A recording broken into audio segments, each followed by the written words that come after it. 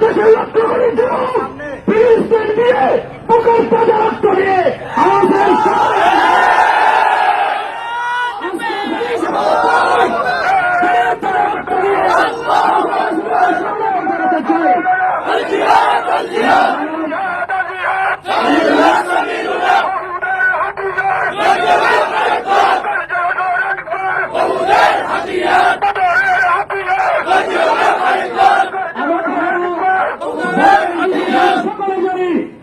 আপনাদেরকে ইসলামের প্রথম যুদ্ধ বদরের শুধু এক মিনিটের মধ্যে বদরের ইতিহাসটা শোনাইতে চাইব আপনাদেরকে।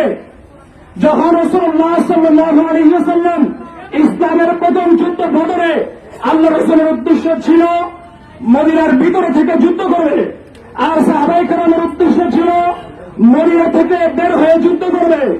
কিন্তু আল্লাহ রাসূল যেহেতু মদিনাতে অবস্থান করতে চাইতেছেন, সাহাবায়ে কেরাম বের হতে চাইতেছিলেন।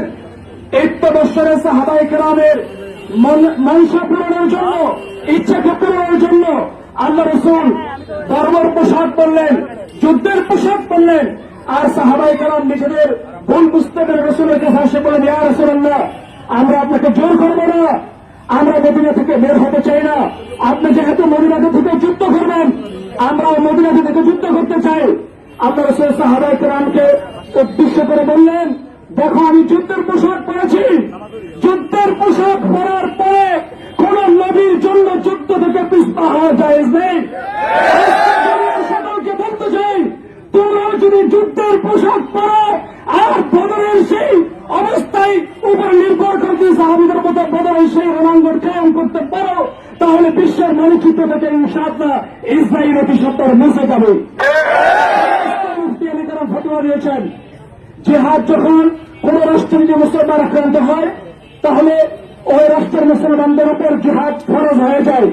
ধীরে ধীরে জিহাদ গোটা বিশ্বের উপর ফরজ হয়ে যায়। আজকে বাংলার সকলকে বলতে চাই, আমাদের উপরও জিহাদ ফরজ হয়ে গেছে। কোন বৈঠক নয়, প্রকাশ্য রাজপথে নেমে জিহাদের প্রস্তুতি গ্রহণ করতে হবে, প্রস্তুতি গ্রহণ করতে হবে আমাদেরকে।